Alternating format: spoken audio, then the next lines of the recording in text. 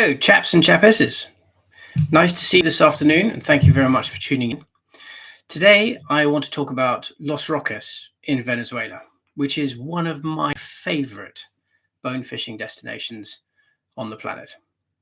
So, this destination has been a major bone fishing destination since the 1980s, and it has gone strong ever since then in terms of the fishing aspect. But obviously there has been some political situation that between America and Venezuela, which has made traveling there less popular than it used to be, I think is probably the best way to describe that. I first went to Venezuela in 2002, which is really quite a long time ago now. And from the very first moment that I went there and set foot on those flats, I have to say it's always blown me away. And since then, I think I have been 9 times. It's one of those destinations that's always kept me going back. And the main reason for that is the tailing bone fishing. There is very few places in the world where you are going to get the same quality of bone fishing as you will on the flats of Los Roques. So wind it back a bit. How do you get there? What are the logistics? How does it work? So the archipelago itself is about 1,500 square kilometers, and it's about 100 kilometers north of the coast of Venezuela, of La Guaira. Now, one of the first questions that people ask me when they're talking about going to Venezuela is, how do I get there and how do I fly in? And people have concerns about Caracas.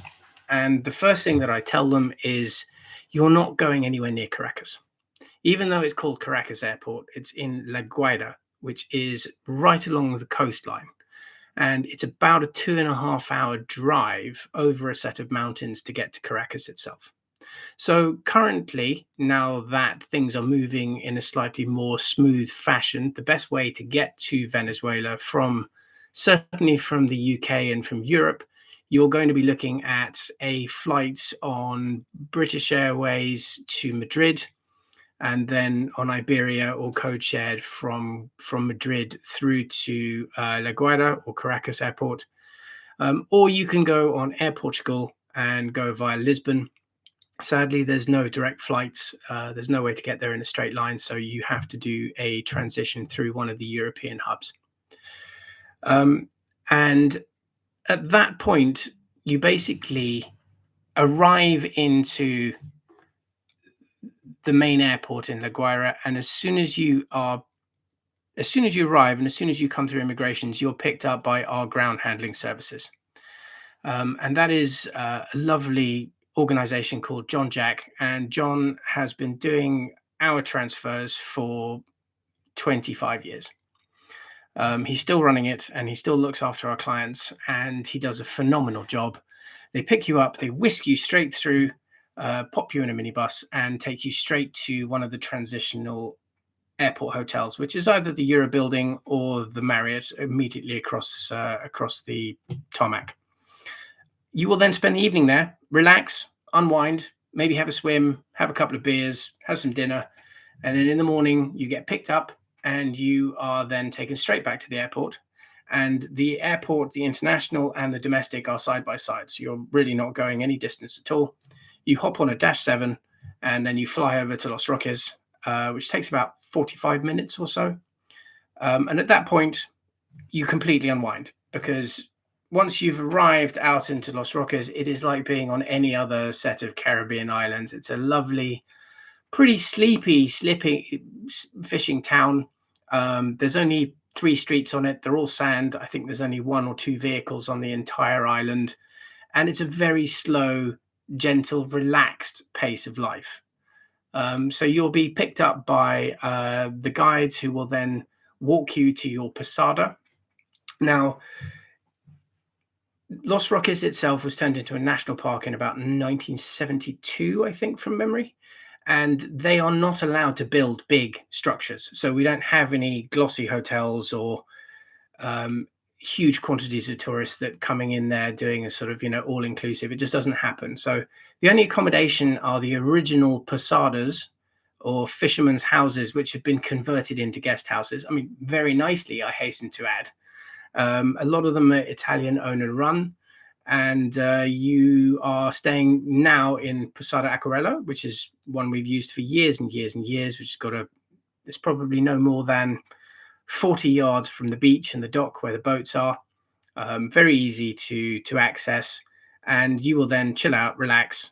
You can either do a relaxed day on your first day when you arrive and just catch up, or you can decide to go straight out fishing, which invariably is what I do, because if I've been sitting on a plane and I desperately, I want to go fishing, I want to go and hunt the bones. So that's normally what I tend to do. So you'll have a coffee and a breakfast and hop straight into your boat. And I suppose that's the first big difference with Los Roques and many other flats destinations in the Caribbean, is that you have the boats are pangas, they're not skiffs, because you do have to cross over some deeper water. So they've got a more stringent V on the hull, larger engines, better for crossing deeper water, center consoles, and they also have coverings over the top, which protect you from the sun. But you also have a guide and a boatman, which makes life really lazy, in fact, because when you get out onto the flats and you wade across one of the flats, the guide just waves his hat in the air, and then the boatman comes around, picks you up, and then you bounce onto the next one, which saves you wasting any particular fishing time.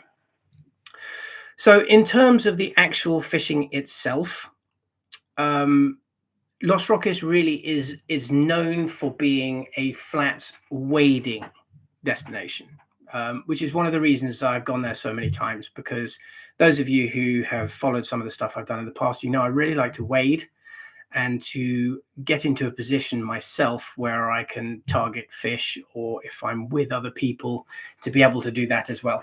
I find wading fishing is more exciting.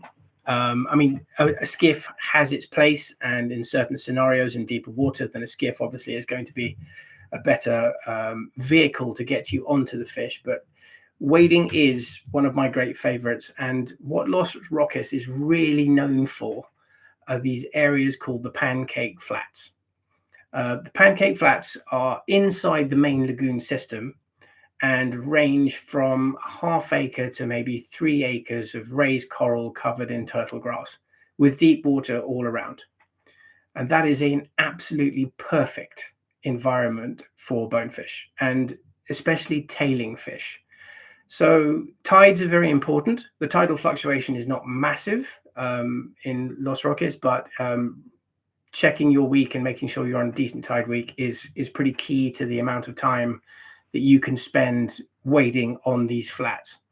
So the ideal scenario is to be in a position where you're on the incoming tide, and then you will see schools of tails. And when I mean just huge numbers of little flags waving in the sunshine, glinting in the morning. There is nothing really quite like it.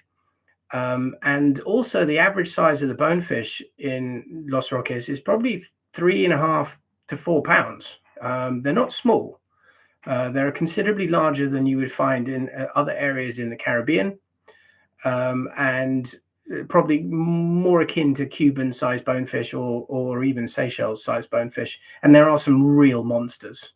You will bump into fish of 5, 6, 7 pounds, and you've got a good chance of actually coming into contact with maybe a double-figure fish as a single or a double.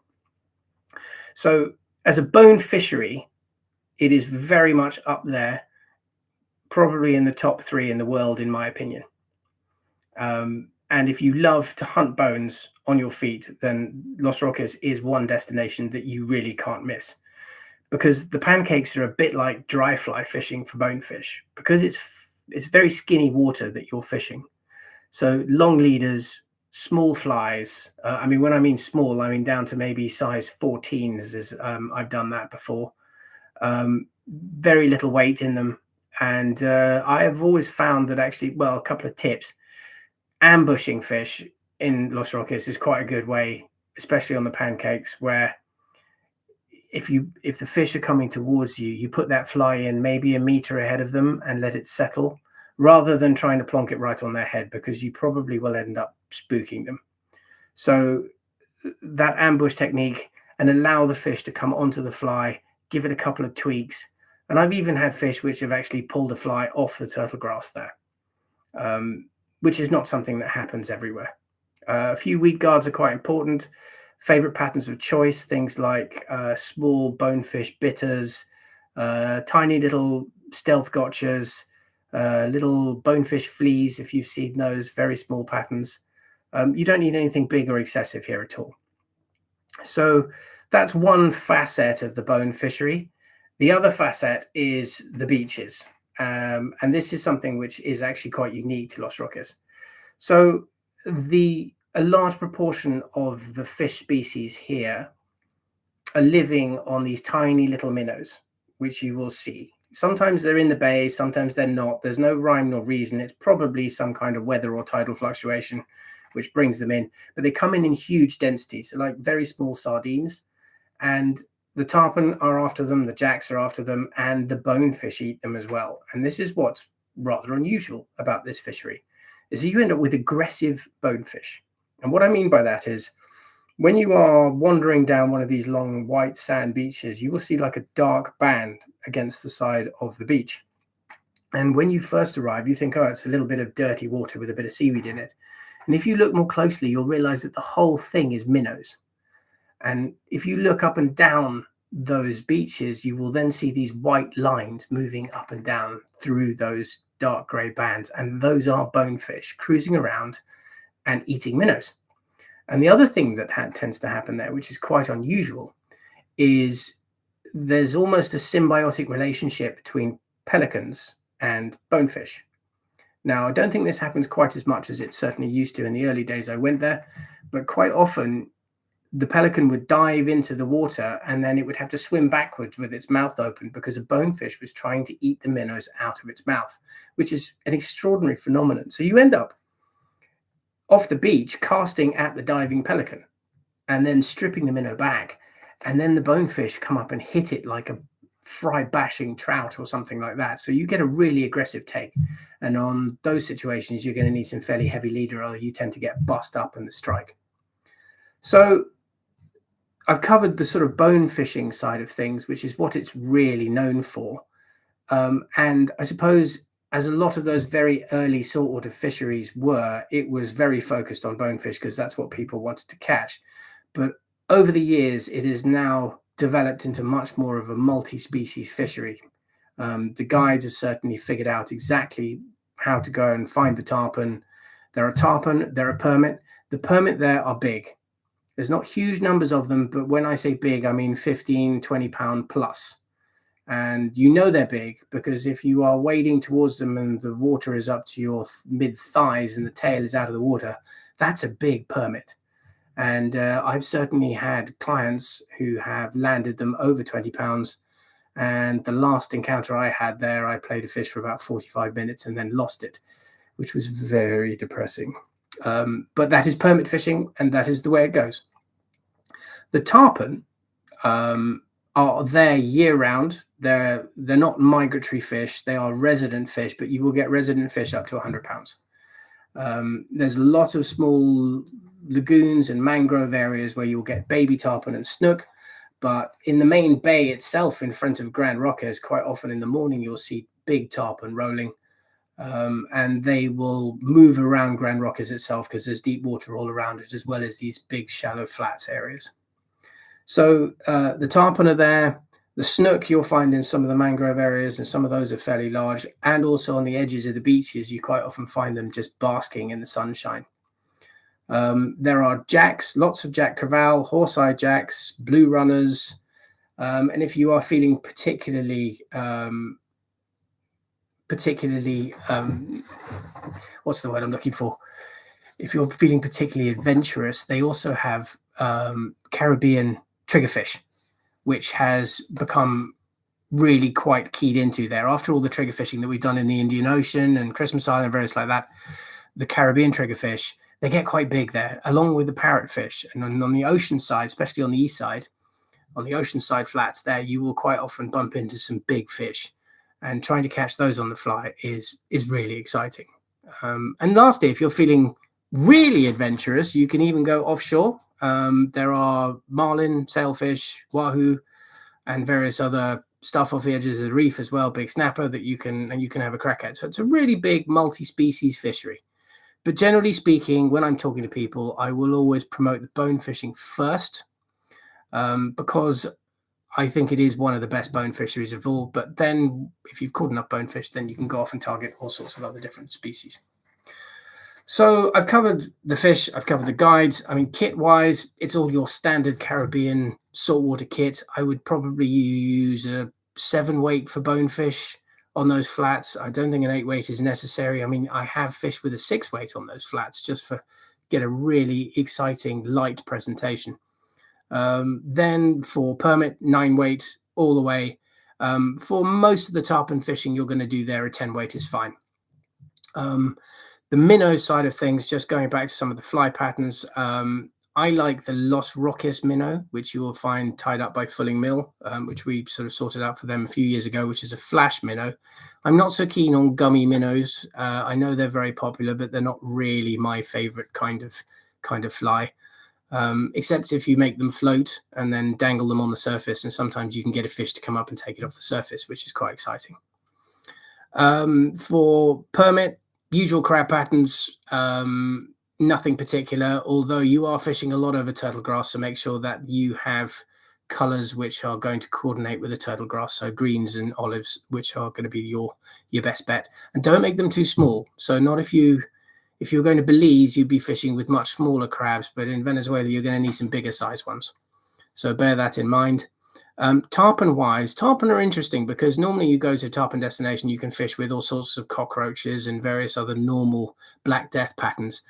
But on Los Roques, because these fish are quite lazy, you really need the same minnows. So you will find a Los Roques minnow which is tied on a size 2. So you've got same size pattern, but a much stronger hook. And over the years, we've had quite a lot of success with that. But they're so lazy because they just swim around with their mouths open that it's not often you're going to get a fish to properly chase. So you have to be fairly persistent with the tarpon, especially if they're feeding in the minnows areas. So that's just one to be aware of. In terms of accommodation, the posadas are very comfortable. I mean, the days where we didn't have hot water and everything was just sort of heated on a tank on a roof are gone now. Things are much more comfortable. The food has definitely been taken up several notches over the last 5-6 years. And the food you'll get out there will be very, very good indeed. You'll be very well looked after. But it's quite a relaxed destination. So in the evenings, if you fancy wandering down the seafront and having a drink in one of the bars there and then poddling back with your sandals on or your flip-flops, it's a nice chilled environment. It doesn't feel quite so regimented as some of the other destinations that you will fish. And things can generally go at your pace, which is quite nice. And there's plenty of fishing. I mean, you're not going to feel that you need to do more fishing. So in terms of what else could I tell you? Let's talk about time of year. Los Roques is an unusual one in the fact that it's very far south. So it's much further south than the rest of the Caribbean destinations, which means it doesn't really get affected by hurricane season. In fact, I don't think in the 25 years I've been selling it that actually I can think of a single hurricane that's gone through it. So generally, you can fish it all the year round. What's key is the tides. I mean, you're going to get the warmer weather come July, August. I mean, that can be a bit hot. And especially in August, you might get the odd downpour. And you will always get some wind at Los Roques. It is one of those destinations where you're never going to get a calm day on the flats. There's always going to be a decent breeze, which is a good thing, because not only does it hide you from the fish, but it also keeps you cool. And actually, one of the things that I discovered quite early on is if you're on the pancakes and you fish in the mornings, generally speaking, you will fish with the sun and the wind behind you, which is great. So that puts you in a good position where you can see the fish, they can't see you, and you can also put the wind across the shoulder, which is going to suit your casting best, so you can intercept the fish. But in the afternoons, when the wind swings, when the sun swings around to the other side, quite often you will want to fish that in the same way with the wind behind you. Now, my advice is to fish it into the wind in the afternoons. And the reason is because then you again have the sun behind you, because the number of times if you weigh down a pancake flat and you have got the wind behind you and the sun in your face, the fish will see you coming quite a long way. And I know it's quite brutal sometimes to fish in the wind, into the wind, but with a high backcast, low forecast, you will have more success on those flats. It's just one of those little tips I picked up having fished there for quite a few years. I think I'm kind of coming to the end of most of the things that I wanted to talk about. If anybody has other questions about the destination, actually, I suppose one thing I should cover is the first thing that a lot of people are worried about is safety in Venezuela. And certainly there is a British travel warning on the island itself. Well, not the island, but the country as a whole. That has been in the case for the last 15 years. And a lot of that is based around the border situation between Venezuela and Colombia. Now, I certainly don't have any qualms with anybody going to Los Roques now. The place is, you arrive there and you could be anywhere. And the only difference is that you will need a separate insurance policy, which are done by a number of different firms, which will cover you to go for medical evacuation insurance in a country which is got a travel warning on it. And aside from that, everything has run in exactly the same way that it always has done. And the other thing which we've certainly seen over the last 5 or 6 years is, because there is a lot less people traveling to Los Roques now, a lot less, mostly because there is no American market that can go to Venezuela. It's kind of like Cuba was 15, 20 years ago. And we've seen, when I first went there, for example, in 2002, whenever it was, there were 3 full-time fishing operations on Los Roques, each looking after 6 to 8 clients, each with a full team of guides and boats. There is now only one.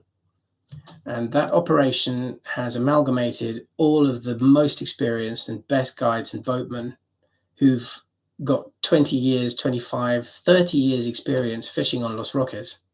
So you have a phenomenal guide team. And they're some of the most experienced guides you'll ever fish with. And they will help you understand the fishery and get you into fish and put you on fish. So I think that's probably one of those things that we've really noticed is, with the lack of pressure, which there's very few places in the world which gets less pressure rather than more, the fishing has got better and better. And some of the numbers of clients who've come back, of the number of bonefish and different species they've caught and size of fish, has been staggering.